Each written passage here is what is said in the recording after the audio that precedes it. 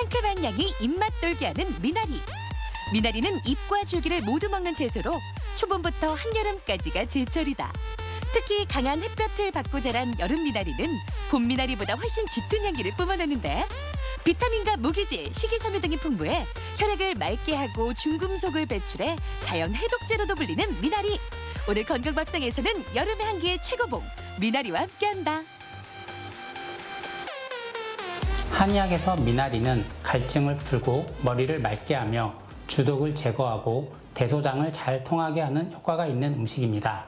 현대적으로 보면 비타민이 다량 함유된 알칼리성 식품으로 면역력을 강화하고 항산화 작용이 있으며 피로회복과 숙취 해소에도 좋습니다. 해독 작용이 있어 체내 중금속을 밖으로 배출하는 효과가 있으며 섬유질이 풍부하고 칼로리가 낮아 장 건강과 다이어트에도 효과가 좋습니다. 미나리를 고를 때는 잎이 연하면서도 무성하게 나 있고 줄기의 길이가 일정하며 녹색의 빛깔이 선명한 것을 선택하자. 미나리로 만드는 오늘의 첫 번째 요리는 아삭하면서도 상큼한 미나리와 쫄깃하면서 고소한 삼겹살의 만남. 미나리 김치 삼겹살 볶음. 이어서 한 가지 미나리로 세 가지 맛의 향연이 펼쳐진다.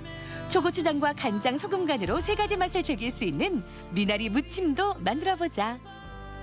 요즘 제철의 미나리는요 향으로도 먹고 맛으로도 먹죠. 오늘은 그 미나리를 이용해서 미나리 김치 삼겹살 볶음을 만들어 보도록 하겠습니다. 미나리에는 칼륨이 많이 들어있어 체내의 중금속과 나트륨을 배출하는 데 도움을 주고 특유의 향을 내는 페르시카린 성분은 염증을 억제하고 숙취 해소에 도움을 준다. 오늘의 첫 번째 요리인 미나리 김치 삼겹살 볶음. 먼저 미나리를 손질하는데 뿌리 부분을 잘라내고 시든 잎도 제거한다. 이어서 손질한 미나리를 세척하자. 깨끗한 물에 미나리를 담그고 10분 정도 지난 후에 살살 흔들어주면 미나리에 붙어있던 흙이나 이물질이 떨어져 나오게 된다. 미나리가 논에서 자라기 때문에 뿌리 부분이 지저분할 수가 있습니다. 뿌리 부분을 잘 제거해 주시고요. 또한 거머리나 이물질이 많을 수 있으니까 물에 10분에서 20분 정도 담궜다 쓰시면 이물질을 제거할 수 있습니다. 세척한 미나리는 10cm 길이로 썰어준다. 한번 씻어낸 김치도 채로 썰어놓고 표고버섯, 청양고추, 대파도 채썰기를 해주며 마늘은 잘게 다져 넣는다. 그리고 삼겹살도 먹기 좋게 썰어 넣는다. 삼겹살은 불고기 양념을 만들어 재우는데 불고기 양념으로는 다진 대파와 마늘, 간장, 참기름, 후추, 통깨가 들어가며 삼겹살에 골고루 버무려준다. 오늘은 미나리 김치 삼겹살 볶음에서 불고기 양념했는데요. 평상시에 제육볶음 양념도 가능하니까 선택해서 사용하시기 바랍니다. 준비가 끝났다면 재료들을 볶아주자. 먼저 팬에 식용유를 두르고 양념한 삼겹살을 넣고 볶아준다. 그런 다음 표고버섯과 김치, 청양고추를 넣고 골고루 섞어준다. 재료들이 어느 정도 익으면 미나리를 넣어주는데 미나리 아삭한 식감을 살리기 위해 살짝만 익혀준다. 오늘 미나리 김치 삼겹살 볶음에서요. 미나리는 맨 마지막에 넣어주시는데 살짝 뜨거운 열기만 있을 때 넣어주셔야만이 아삭한 그 맛이 향도 그대로 유지가 됩니다. 양념도 적당히 배어들고 윤기가 흐르는 재료들을 그릇에 먹음직스럽게 올려놓으면 미나리 김치 삼겹살 볶음 완성! 미나리와 삼겹살의 환상의 콜라보 미나리 김치 삼겹살 볶음. 향긋한 미나리에 김치와 삼겹살의 매콤 고소한 맛이 더해져 온 가족 식욕을 부르는 특급 별미가 만들어졌다. 미나리는 육류와도 잘 어울리며 해산물, 조개류와도 잘 어울립니다. 또한 약방 감초처럼 모든 재료에 잘 어울리기도 하죠. 오늘은 그 잘 어울리는 미나리를 이용해서 미나리 세 가지 무침을 만들어 보도록 하겠습니다. 미나리에는 코일린이라는 성분이 들어있는데 코일린에는 해열 효과가 있어 일사병 예방에 도움을 준다. 또한 미나리에는 칼슘도 풍부하게 들어있어 골다공증 예방에 효과적이다. 오늘의 두 번째 요리인 미나리 세 가지 무침. 먼저 미나리의 뿌리 부분을 잘라내고 손질한 다음 깨끗한 물에서 여러 번 헹궈 이물질을 없애준다. 세척이 끝난 미나리는 10cm 간격으로 썰어둔다. 그리고 소금을 넣은 물에 미나리를 넣고 데쳐주는데 미나리를 오래 데치면 질겨지는 만큼 숨이 죽으면 바로 건진 후 찬물에 헹궈낸다. 그런 다음 손으로 꼭 짜 물기를 없애준다. 미나리 데칠 때 여러분들 물이 끓을 때 꼭 넣어주시고요. 거기에 소금이나 식초 조금 넣으시면요. 아주 색깔이 선명하기 때문에 맛있는 미나리 먹을 수가 있습니다. 무침에 함께할 채소도 썰어놓자. 표고버섯과 청양고추는 채로 썰고 대파, 마늘은 잘게 다져준다. 두부는 칼로 으깨주는데 칼에 널쩍한 면을 이용하면 쉽게 으깨준다. 으깬 두부는 면포에 싸서 물기가 없어지도록 꼭 짜준다. 이렇게 두부에 물기가 없어야 무침을 할 때 식감도 좋아진다. 미나리가 콩과도 궁합이 아주 잘 맞습니다. 오늘 두부를 사용했는데요. 두부를 물기를 꼭 짜주셔야만이 미나리랑 무쳤을 때 물기가 없이 보들보들하게 잘 먹을 수가 있습니다. 3개 그릇에 미나리와 마늘, 대파를 공통으로 담는다. 그런 다음 하나인 표고버섯을 다른 하나인 으깬 두부를 넣는다. 미나리만 들어있는 기본 무침은 고추장과 식초, 설탕 통깨로 양념을 하고 표고버섯이 들어간 미나리 무침은 간장 베이스에 설탕과 참기름, 통깨로 그리고 두부 미나리 무침은 소금 베이스에 설탕, 참기름, 통깨로 양념을 한다. 오늘 미나리 무침에서요. 고추장, 간장, 소금 해서 각각 색깔에 맞춰서 무쳐봤고요. 여기에 돼지고기나 소고기 볶아서 같이 무쳐도 아주 좋습니다. 또 한 가지는요. 두부랑 표고버섯이랑 미나리 3가지만 같이 무쳐도 맛이 아주 좋습니다. 색깔별로 특색이 다른 3가지 무침을 그릇에 가지런히 담아내면 미나리 3가지 무침 완성! 향긋한 미나리를 다양하게 즐길 수 있는 미나리 3가지 무침. 미나리 본연의 맛과 함께 각기 다른 재료들이 조화를 이뤄 밥상 위를 더 풍성하게 만들어준다.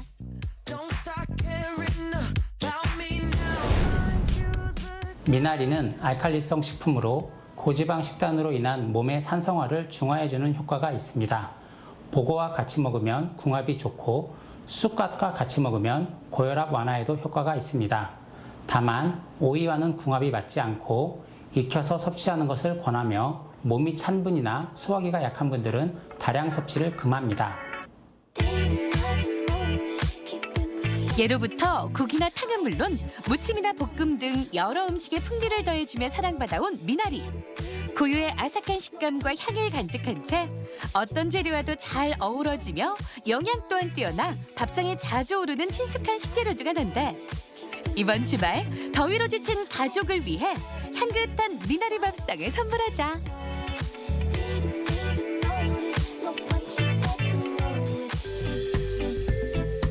건강플러스 인사드립니다. 안녕하세요. 임보라입니다. 여름철에는 과일이나 채소 같은 먹거리가 참 많죠. 하지만 무턱대고 많이 먹었다가는 설사나 배탈을 겪을 수 있습니다. 자, 그중에서도 여름철 대표 과일인 수박의 경우 수분을 많이 충전해주고 또 이뇨작용을 도와주지만 칼륨이 너무 풍부해서 신장 질환을 앓는 사람들에게는 부정맥을 초래할 수도 있습니다. 자, 그리고 복숭아는 비타민과 무기질이 풍부해서 피로 회복에 도움이 되는데요. 하지만 장어와는 이 궁합이 최악이라고 합니다. 복숭아에 들어있는 유기산이 장어의 지방 분해 기능을 방해해서 설사를 일으킬 수 있다고 하네요. 여름철 과일 챙겨 드실 때는 이런 점을 꼭 기억하셔서 내 몸에 맞게 챙겨 드시기 바랍니다.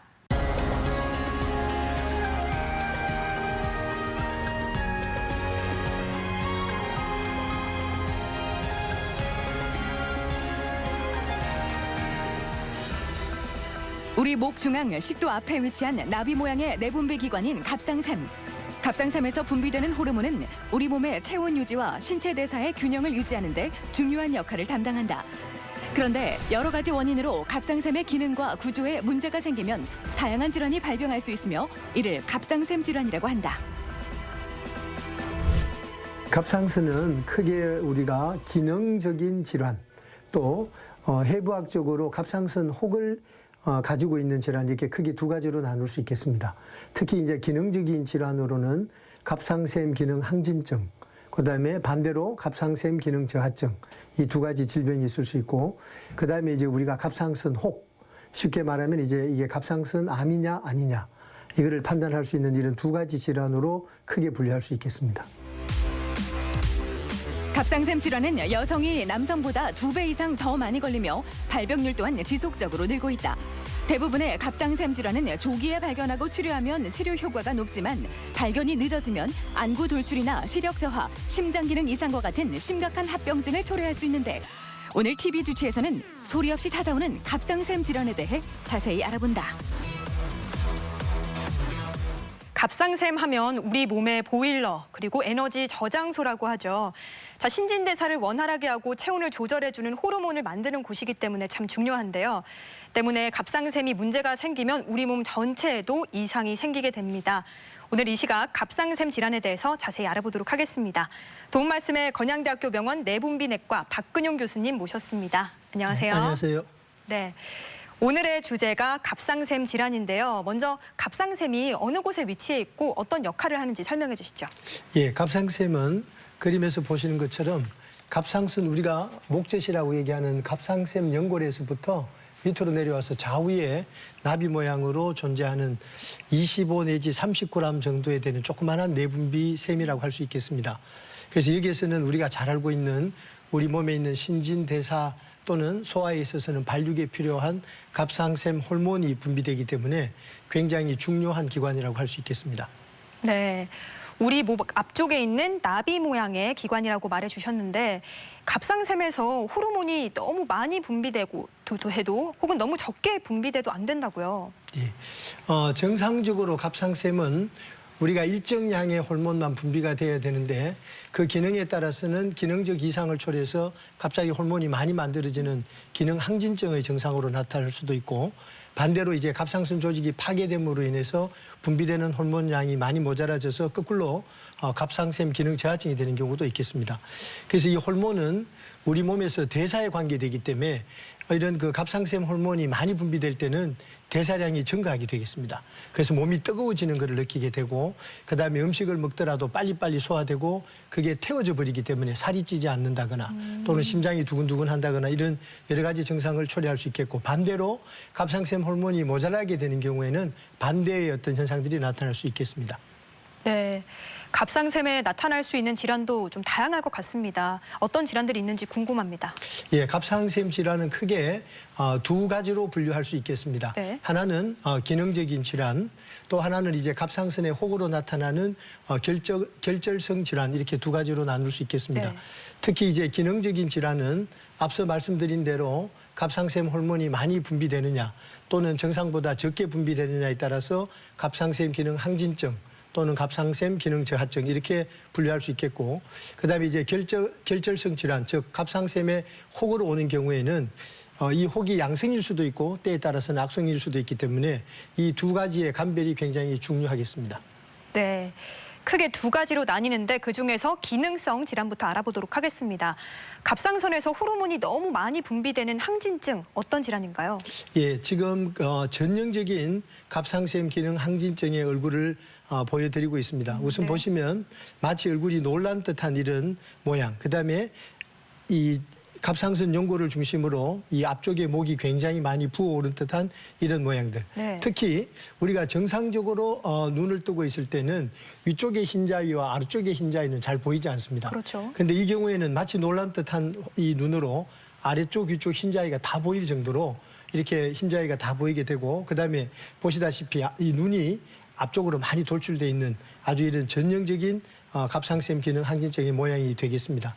그래서 이 이외에도 증상들은 다양하게 나타날 수가 있는데 우선 더위를 많이 타고 땀을 흘린다거나 또는 말씀드린 대로 목이 갑자기 많이 부어져 나온다거나 네. 또는 이유 없이 예를 들어서 다이어트나 운동 없이 적어도 3개월 이내에 5kg 이상의 체중 감소가 나타난다든지 또는 손발이 떨린다든지 그다음에 그전까지는 화를 잘 내지 않고 평온하던 사람들이 갑자기 신경질적으로 변하거나 화를 자주 낸다거나 또 말씀드린 대로 안구 돌출이 있다거나 이런 증상들이 이제 갑상샘 기능 항진증의 증상들인데 이게 이제 한 가지 저희들이 조심하고 비교해야 될 게 이게 이제 여성인 경우에는 만 50세가 넘어가면 폐경기 증후군이라는 것이 오겠습니다. 네. 근데 이 폐경기 증후군이 갑상샘 기능 항진증하고 상당히 유사한 증상들을 가지고 있는데 다만 이제 차이점은 목이 커져 나오는 게 전혀 없고 그다음에 체중 감소보다는 오히려 체중이 증가하는 쪽으로 가기 때문에 그 두 가지 증상으로 우리가 조금은 감별할 수 있겠습니다.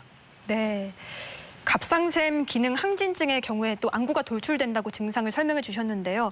안구와 관련된 눈과 관련된 질환도 있나요? 예, 우선 갑상샘이 외관적으로 우리가 봤을 때 크게 두 가지 부분에서 특징적으로 나타나는데 첫 번째가 말씀드린 대로 갑상샘 연골을 중심으로 해서 이 목이 크게 많이 부어져 나오거나 두 번째 이제 특징적인 게 주로 눈에서 많이 나타나겠습니다. 네. 말씀드린 대로 안구가 많이 돌출돼 있고 여기 보시면 지금 흰자위가 정상적으로 이분은 눈을 떴다고 생각하는데도 우리가 흰자위가 아주 많이 이렇게 보일 정도로 이렇게 돼 있고 주위에 이런 경우에는 가끔 이제 사시처럼 이렇게 올 수도 있고 오히려 눈꺼풀이 처지는 경우도 있고 또 이렇게 밤에도 눈을 뜨고 자는 경우가 있기 때문에 네. 주위에 결막염이나 각막염의 이런 염증들이 동반될 수도 있겠습니다. 네. 이런 갑상샘 암병증은 어떻게 치료할 수 있을까요?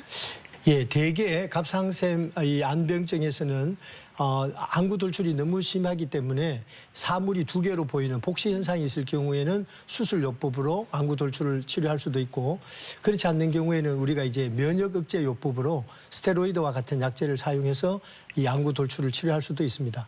대개 환자에 따라서는 다르지만 갑상샘 기능 항진증이 좋아지면 50% 정도의 환자에서는 안병증도 같이 따라서 좋아지기 때문에 그건 이제 환자의 상태에 따라서 치료 방법이 달라질 수 있겠습니다. 네. 자, 갑상샘 기능 이 항진증의 주요 원인이 무엇인지도 짚어주시죠.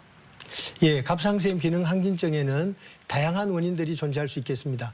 그중에 우리가 대표적으로 이제 잘 알려져 있는 게 옛날에 바세도우시병, 지금은 이제 그레이브스시병이라고 이렇게 알려져 있는 게 대표적인 갑상샘 이 기능 항진증의 원인이 되겠고 두 번째 이제 갑상선의 혹에서 비정상적으로 갑상샘 호르몬들이 분비되기 때문에 기능 항진으로 나타나는 중독성 선종 또는 중독성 다발결전 뭐 이런 혹들이 있을 수 있고 그다음에 이제 갑상샘 호르몬을 우리가 과다하게 임의로 복용을 하는 경우 그다음에 이제 가끔 난소에서 비정상적인 종양으로 이런 갑상샘 호르몬을 분비하는 종들이 나타날 수도 있겠습니다. 네. 예, 그다음에 이제 우리가 2차적으로는 갑상샘은 정상적 기능을 유지하고 있지만 뇌하 수체에서 갑상샘을 자극하는 호르몬들이 많이 분비된다거나 또는 갑상샘 이외의 조직에서 갑상샘 자극 호르몬들이 분비돼서 기능 항진을 유발하는 경우들이 있겠습니다. 네. 건강 플러스 오늘은 갑상샘 질환에 대해서 알아보고 있는데요.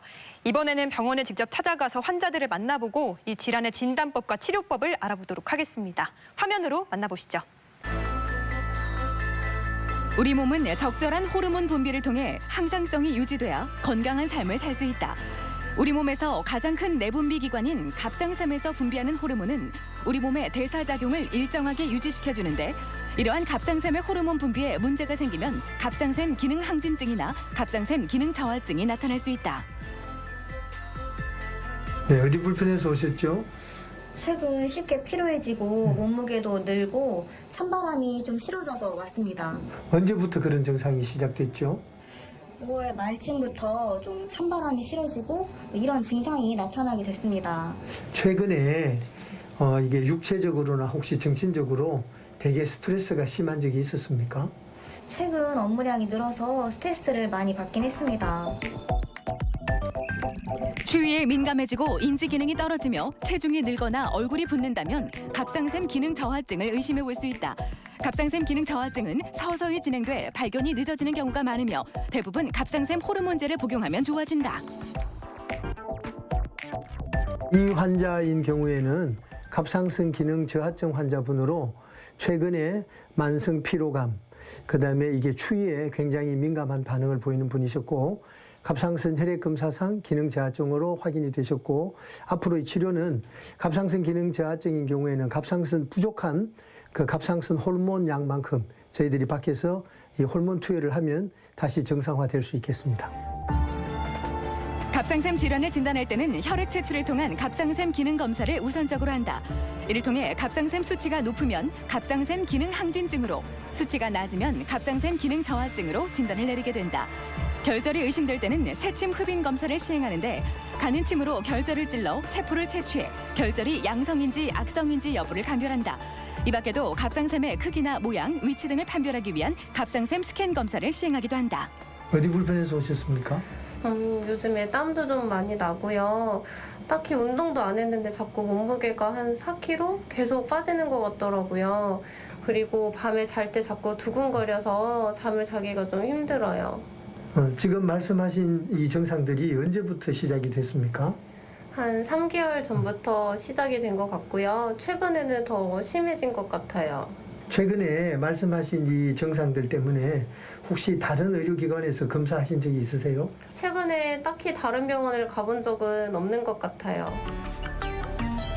갑상샘 기능 항진증은 갑상샘 호르몬이 과도하게 분비되면서 몸의 기능 또한 지나치게 활발해지는 질환이다. 이로 인해 더위에 민감해지고 땀이 많이 나며 체중 감소, 두근거림, 불안감, 안구 돌출, 호흡곤란 등의 증상이 동반될 수 있다. 이 환자의 경우는 최근에 체중 감소, 그다음에 심장이 두근두근거리는 증상으로 오셔서 혈액 검사한 결과 갑상샘 기능 항진증으로 진단이 되었고, 역시 기능 항진증의 경우도 항갑상선 제제와 같은 약물 치료로서 갑상선 기능을 정상화할 수 있겠습니다. 갑상샘 기능 질환을 치료할 때는 무엇보다 갑상샘 기능을 정상적으로 회복시키는 데 목표를 둔다. 갑상샘 기능 저하증의 경우 갑상샘 호르몬제를 복용해 부족한 호르몬을 보충하도록 하며, 갑상샘 기능 항진증은 반대로 항갑상샘제를 복용해 갑상샘 호르몬을 적게 분비하도록 도와준다.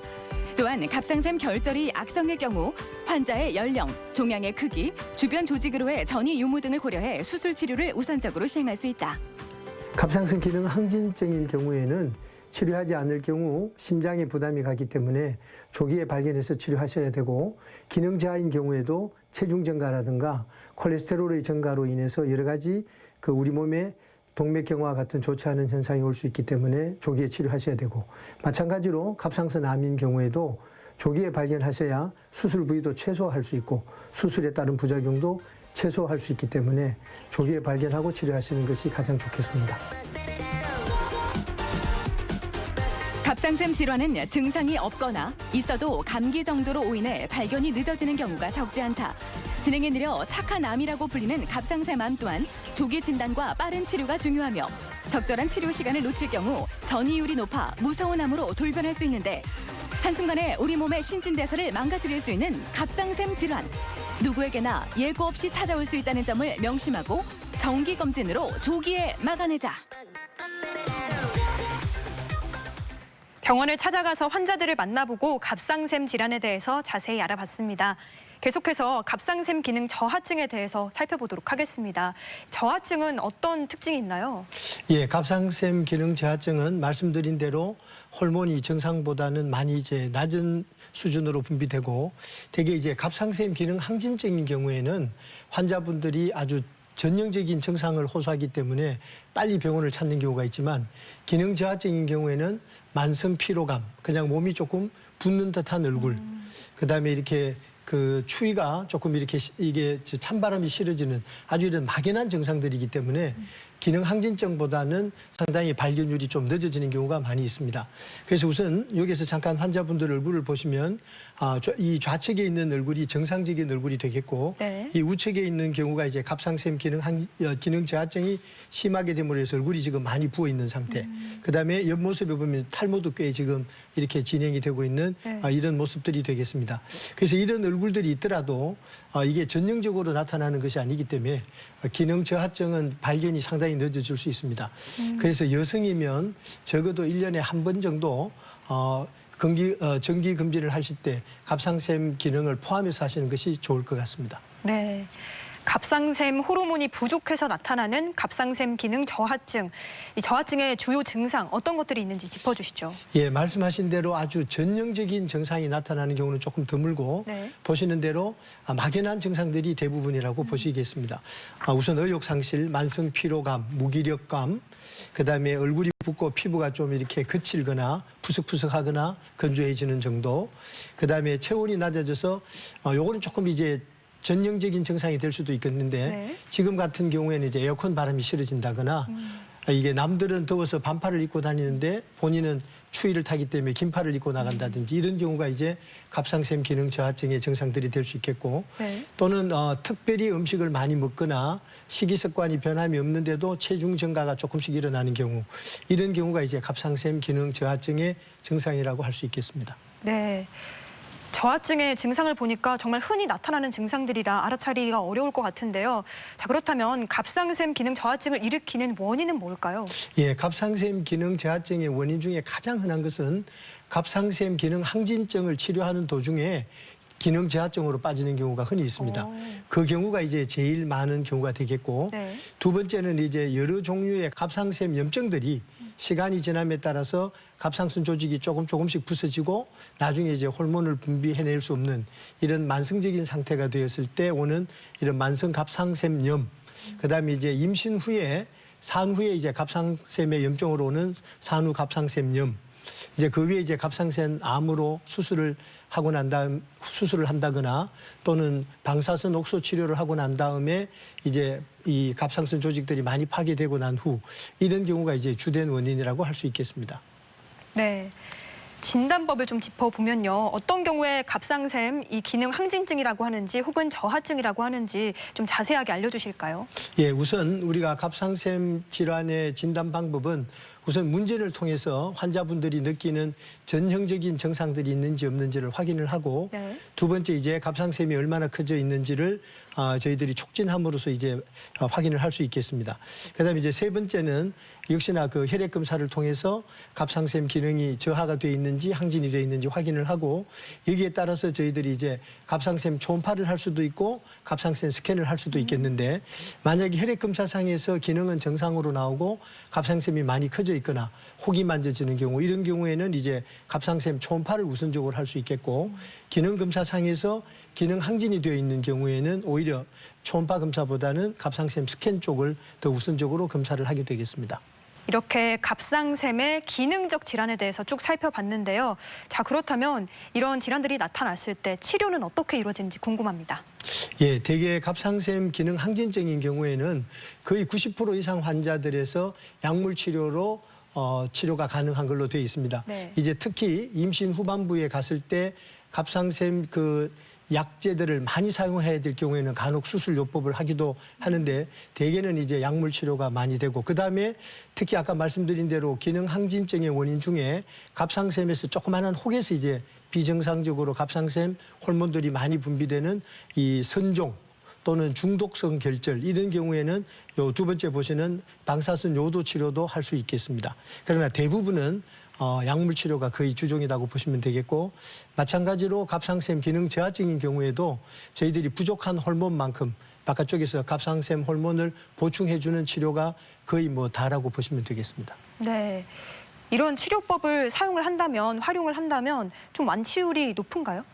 예, 갑상샘 기능 항진증인 경우에는 이게 자가 면역 질환이기 때문에 적어도 치료는 24개월, 2년 이상 치료를 요구를 하고 있고 그다음에 치료를 하고 완치가 됐더라도 다시 재발할 확률이 꽤 많이 높은 걸로 그렇게 되어 있습니다. 그래서 이거는 이제 보통 우리 환자분들이 치료할 때 지루하니까요.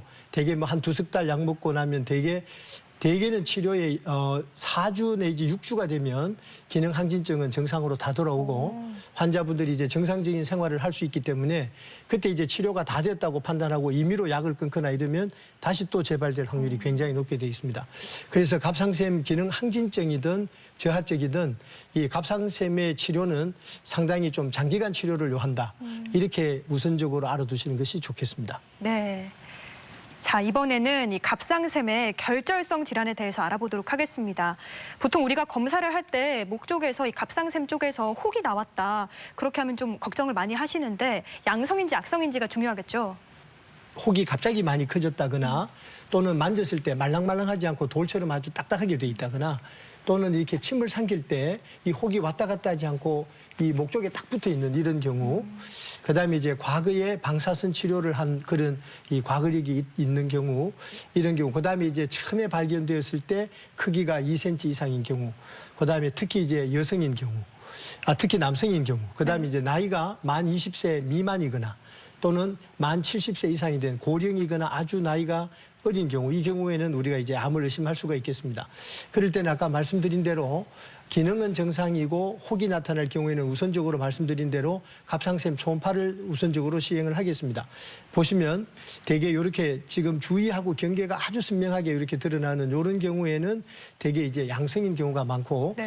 이런 경우에는 초음파상에서 양성으로 보이면 저희들이 이제 보통 6개월 내지 1년 간격으로 초음파 검사를 하면서 추적 관찰을 하시면 되겠고 그다음에 이제 두 번째 이 우측에 있는 것처럼 암이 의심될 경우 주의하고 경계가 불분명하거나 지금 보시는 것처럼 이렇게 밝게 보이는 부분이 스퀘어 침착이 일어난 곳이 되겠습니다. 이런 경우에는 가끔 이런 곳에서 갑상샘 암 발생의 빈도가 높기 때문에 이런 경우에는 우리가 이제 악성이냐 양성이냐를 구별하기 위해서 이제 다음 단계인 갑상샘 세침 흡인 검사를 하게 되겠습니다. 네. 갑상샘 결절이 있을 경우에 진단이 어떻게 내려지는지 진단법도 소개해 주시죠. 예. 우선 갑상샘에 전체적으로 큰 혹이 있든지 아니면 단독으로 조그만 혹이 하나만 있는 경우라도 저희들이 일단은 초음파를 우선적으로 시행을 하고 이 초음파가 이제 하나 결절이 단일 결절이냐 아니면 자발성 결절이냐에 따라서 조금 달라질 수도 있긴 한데 대개 단일 결절로 2cm 이상인 경우에는 악성일 가능성이 많고 조금 혹이 뭐 2cm 이상 크더라도 여러 개가 다발성으로 오는 경우에는 암일 확률은 조금 떨어진다 이렇게 보시면 되겠습니다. 그래서 혹이 여러 개 있는 경우에는 그렇게 이제 크게 악성으로 갈 확률은 좀 적다 이렇게 보시면 되겠고 그다음에 이제 이런 그 결절이 있는 환자들에게 저희들이 이제 갑상샘 기능 검사를 해서 기능이 항진인 경우에는 이제 갑상선 스캔이나 이런 것들로 해서 갑상샘 이런 중독에 의한 증상이 아닌지를 확인하는 경우가 되겠고 만약에 이제 갑상샘 기능이 정상이라면 그다음에 이제 저희들이 세침 흡인 검사를 통해서 이 암인지 아닌지를 이제 구별하는 이런 검사법으로 들어가겠습니다. 특히 아까 말씀드린 대로 이런 그 조그만한 혹 하나에서 갑상샘 호르몬이 비정상적으로 많이 분비되는 경우가 이제 갑상선 선종 또는 중독성 결절 이렇게 우리가 표현을 하는데 그런 경우에는 이 약물보다는 방사선 요도 치료를 우선적으로 하고 이 방사선 요도 치료에 잘 듣지 않는 경우에는 그 혹을 제거하는 이런 절제술을 시행할 수도 있겠습니다. 네. 언급을 잠깐 해주셨지만 암인지 아닌지 결절의 악성 여부를 확인하는 필수 검사법이 있다고요? 예, 그게 이제 저희들이 갑상샘 세침 흡인 검사 이렇게 표현을 하는데 이 말이 좀 거창합니다만은 갑상샘은 갑상샘이고 세침이라는 거는 우리가 보통 체열할 때 주사하기를 쓰는 한 23게이지 정도 되는 아주 가는 바늘을 얘기하겠습니다. 그다음에 이제 흡인이라는 말은 빨아당긴다는 그런 의미거든요. 그래서 우리가 이제 갑상선 결절에 조그만 이 우리가 체열에 사용하는 23게이지 주사기를 이용해서 혹이 있는 부위에 이 주사 바늘을 놓고 이제 음압을 걸어서 빨아당기고 거기에 빨아당겨서 나온 물질들을 지금 보시는 대로 이런 유리 슬라이드 위에다가 도마를 하고 염색을 해서 이제 저희들이 그 세포 모양이 어떤지를 보게 되겠습니다. 그래서 우리가 대개 환자분들이 이거를 이제 어떤 경우에는 뭐 갑상샘 조직 검사를 한다 이런 표현을 선생님들이 하실 수도 있는데 아시다시피 이거는 거창한 검사법이 아니고 그냥 우리가 체열하는 정도의 그 정도의 검사법밖에 되지 않기 때문에 아주 간단한 검사고 비교적 그 진단 확률이 높은 그런 검사라고 할 수 있겠습니다. 그래서 이제 저희들이 이런 그 도마를 한 세포들을 보면 그 도말 세포에 따라서 모양들이 여러 가지가 나타날 수 있는데 거기에 따라서 이제 우리가 암세포를 분류할 수 있다고 할 수 있겠습니다. 네. 자, 갑상샘 암은 특히 여성들에게서 많이 발병을 한다고 들었는데요. 좀 의심을 할 수 있는 주요 증상들이 있을까요? 예, 제가 아까 잠깐 언급을 말씀드렸는데 갑상샘 암이 의심될 경우에는 결절이 이제 최근에 갑자기 커졌다거나 호흡이 곤란하다거나 음식물을 삼킬 때마다 뭔가 자꾸 걸리는 듯한 이런 이물감을 호소할 수 있다거나 또 최근에 이렇게 목소리가 아주 쉰 목소리가 난다거나 이 경우에는 이제 우리가 흔히 말하는 성대까지 이렇게 침범이 됐을 가능성이 있다고 할 수 있겠습니다. 그다음에 말씀드린 대로 주위 조직하고 이렇게 붙어 있어서 잘 움직이지 않거나 딱딱하거나 또는 목 주위에 없던 갑자기 임파선들이 이렇게 크게 많이 만져진다거나 그다음에 가족 중에 갑상샘 환자가 있는 그런 가족력이 있다거나 또는 만 20세 이하 또는 만 60세 이상 또는 남성인 경우, 여성보다는 남성인 경우가 결절이 있을 경우 암일 확률이 더 게 그렇게 돼 있습니다. 그래서 지금 말씀드린 이런 어떤 그 증상들이 나타나거나 소견이 보이면 반드시 갑상샘 초음파를 통해서 또는 새침 흡입 검사를 통해서 확인을 하시는 것이 좋겠습니다. 이 갑상샘 암의 종류도 굉장히 여러 가지가 있다고 들었거든요. 종류 어떤 게 있나요? 예, 우리가 흔히 갑상샘 암 이렇게 하면 착한 암, 그다음에 크기가 아주 천천히 자라는 암, 그다음에 전이가 없는 암, 또 때에 따라서 이제 환자분들이 잘못 오인하시기로 수술을 하지 않고 그냥 관찰해도 되는 암이다.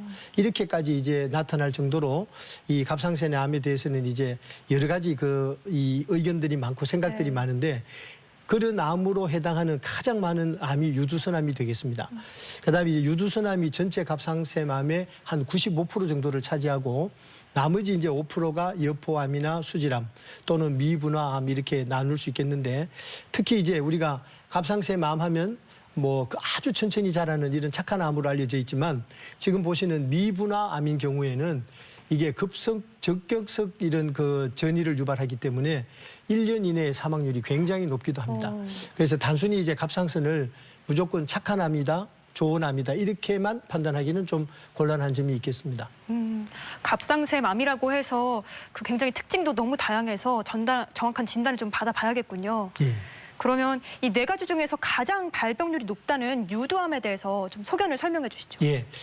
그 앞에서 제가 말씀드린 그 새침 흡입 검사를 통해서 가벼운 도말과 염색을 통해서 우리가 상당히 높은 진단율을 나타낼 수 있는데 지금 이 보시는 요 지금 새침 흡입 검사 아까 말씀드린 가는 이 주사기 바늘로 이게 저 음압을 걸어서 빨아낸 조직들을 보면 지금 요런 모양들이 보이면 이게 전형적인 갑상선 유두선암의 소견이 될 수 있겠습니다.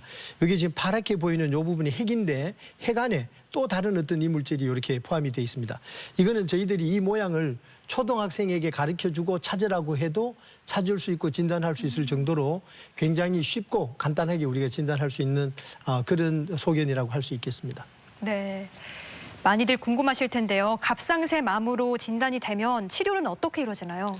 예, 대개 이제 그 때에 따라서 아주 여명이 얼마 남지 않은 고령인 경우에 사이즈가 1cm 미만인 경우에는 간혹 저희들이 수술하지 않고 그냥 경과 관찰을 할 수도 있지만 갑상샘 암의 원칙적인 치료는 일단 갑상샘 전절제술을 원칙으로 하겠습니다.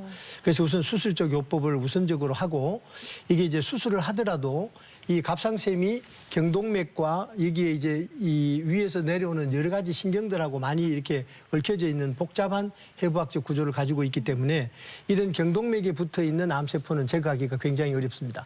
왜냐하면 이 수술 중에 잘못하다가 경동맥을 터뜨리면 환자가 사망하는 경우가 있기 때문에 그래서 특별히 다 제거되지 못한 갑상샘 암들을 제거하기 위해서 다음 치료 방법이 이제 방사선 요도 치료로서 수술 시에 다 제거되지 않은 암들을 이제 제거하는 이런 치료 방법이 되겠습니다. 그다음에 이제 말씀드린 대로 갑상샘 전절제술, 갑상샘 자체를 완전히 다 드러내기 때문에 더 이상 갑상샘 호르몬이 만들어지는 장소가 없기 때문에 바깥쪽에서 이건 이제 불행한 일이긴 하지만 평생 이 호르몬을 복용을 하셔야 되는 이런 일들이 일어날 수 있겠습니다. 그래서 우리가 대개 이제 0.5cm 미만을 잠재암이라고 하고 그런 0.5cm 미만이 단독으로 한쪽에 있을 경우에는 한쪽만 이렇게 한쪽 절제술만 할 수도 있는 그런 치료 방법들도 있고 여러 가지 치료 방법들이 있을 수 있는데 대개는 이 크기가 적든 크든 한쪽에 갑상샘 암이 있으면 반대편에 잠재할 확률이 굉장히 높기 때문에 일단 수술은 갑상선 전체를 수술한다. 그래서 갑상샘 전절제술을 원칙으로 한다. 이렇게 원칙을 알아두시는 것이 좋겠습니다. 네. 자, 오늘은 갑상샘 질환에 대해서 이야기 나누고 있는데요. 자, 이번에는 갑상샘 질환에 대한 오해와 진실을 OX로 풀어보도록 하겠습니다. 먼저 첫 번째 질문입니다. 요오드를 많이 섭취하면 갑상샘 질환을 예방할 수 있다. O일까요, X일까요? 예, 요거는 세모 정도로 할 수 있겠습니다. 세모. 예. 네. 이게 요도가 우리 몸에 들어오면 갑상샘 호르몬을 만드는 원료가 되겠습니다. 그래서 이게 오히려 갑상샘 기능 항진증인 경우에는 요도 섭취를 적게 해야 되는 경우가 더 많고 반면에 이제 너무 이렇게 내륙에 있어서 해산물이나 이런 것들을 접할 경우가 없는 경우는 요도가 많이 부족해질 수 있거든요. 그런 경우에는 오히려 요도를 섭취하는 쪽으로 이거는 이게 경우에 따라서 달라질 수 있겠습니다. 네. 다음 질문입니다. 갑자기 쉰 목소리가 난다면 갑상샘 질환을 의심해 봐야 한다. OX 어느 걸까요? 예, 요거는 이제 제가 봐서는 X로 하겠습니다. X. 왜냐하면 쉰 목소리가 난다고 해서 그거는 갑상선 질환보다는 우선적으로 쉰 목소리는 성대하고 유관이 제일 많이 되어 있습니다. 그래서 먼저 이비인후과를 방문을 해서 성대의 결절이나 또는 성대의 문제가 아닌지를 확인하고 그다음에 이제 갑상선으로 넘어오는 것이 순서라고 할 수 있겠습니다. 네. 자, 남성의 경우에는 갑상샘 질환에 걸려도 여성보다는 증상이 적다. 이건 O인가요, X인가요? 이거는 X입니다. 왜냐하면 갑상샘 기능 항진증이든 저하증이든 호르몬에 의해서 나타나는 증상은 남성이든 여성이든 큰 차이가 없습니다. 그래서 이거는 뭐 남성이 더 적게 나타나고 여성이 더 많이 나타난다 이런 건 아니고 다만 그 빈도가 남성보다는 여성들이 이 발병될 확률이 높은 거지 증상은 두 군에서 차이가 없다고 봐야 되겠습니다. 네. 갑상샘 항진증을 치료하지 않고 방치해두면 암으로 발전할 수 있다. 이건 O인가요, X인가요? X입니다. 왜냐하면 갑상샘 기능 항진증은 기능적인 문제이기 때문에 여러 가지 우리 몸의 신진대사라든가 심장의 무리를 초래할 뿐이지 암으로 진행된다고 할 수는 없겠습니다. 네. 이번 질문은요. 갑상샘 암은 나중에 재발률이 낮은 편이다. 이건 OX 어느 걸까요? 이거는 O로 봐도 되겠습니다. 갑상선 암은 말씀드린 대로 전절제술과 그다음에 이제 남아있는 잔재암을 우리가 처리하기 위해서 방사선 옥소 치료를 하면 거의 대개 90% 이상은 완치율을 또 우리가 유지할 수 있기 때문에 재발률은 타암에 비해서는 굉장히 낮은 걸로 보셔도 되겠습니다. 네. 이렇게 갑상샘 질환에 대한 오해와 진실을 OX로 풀어봤고요. 계속해서 시청자 여러분의 궁금증도 하나씩 풀어보겠습니다.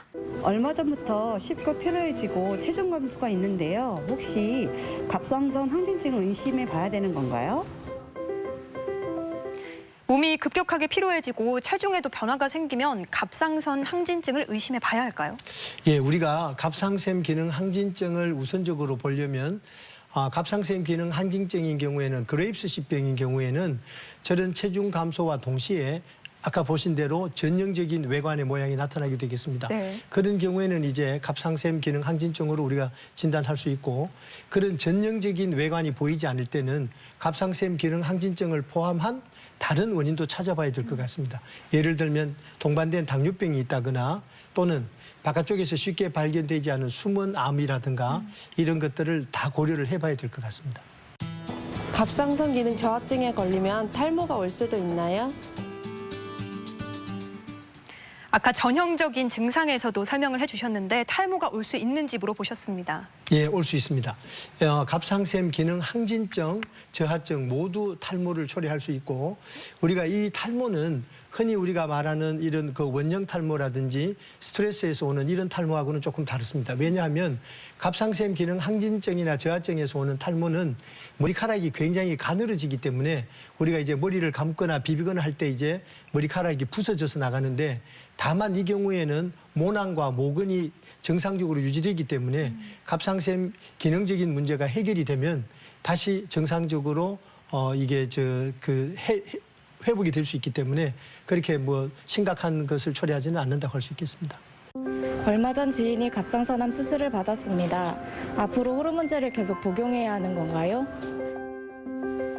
수술을 받은 뒤에도 호르몬을 계속 복용을 해야 되는지 어떻습니까? 예, 말씀드린 대로 우리가 이 아주 잠재암이 적거나 반대편에 암이 없는 게 확인될 경우에는 갑상선 우엽 절제 또는 좌엽 절제로 부분 절제술을 할 수가 있는데 이 경우에는 호르몬의 투여가 필요 없는 경우도 꽤 많이 있습니다. 그러나 만약에 갑상선 전 절제술을 받으신 분이라면 말씀드린 대로 평생 갑상선 호르몬 투여가 필요하겠습니다. 네. 끝으로 갑상샘 질환에 대해서 꼭 기억해야 할 점 핵심을 요약해 주시면 좋을 것 같은데요. 갑상샘 질환은 네모다라고 한다면 이 네모를 어떻게 채워주시겠어요?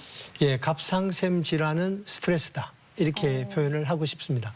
왜냐하면 대부분의 우리가 그 성인병들이 스트레스와 연관이 되어 있기도 하지만 갑상선은 특히나 다른 어떤 질환들보다도 더 스트레스와 직결이 돼 있습니다. 특히 육체적 또는 정신적 스트레스가 이 갑상선 질환을 유발할 수도 있고 또는 기존의 질환을 더 악화시키는 요인이 될 수 있기 때문에 특히 이 갑상샘 질환을 앓고 있는 분들은 어떤 그 스트레스 해소에 최선을 다하는 것이 약을 드시는 것보다 더 중요할 수도 있겠습니다.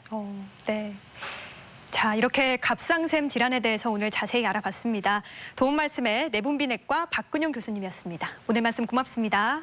감사합니다. 갑상샘 질환은 종류도 다양하고 자칫 검사가 늦어지면 여러 합병증이 나올 수 있습니다. 이유 없이 피곤하고 몸무게가 갑자기 변했다면 반드시 병원을 찾아서 검사를 받아보시기 바랍니다. 건강플러스 오늘 저희가 준비한 소식은 여기까지입니다. 건강한 한 주 보내시고요. 저는 다음 주 이 시간에 찾아오겠습니다. 시청해주신 여러분 고맙습니다.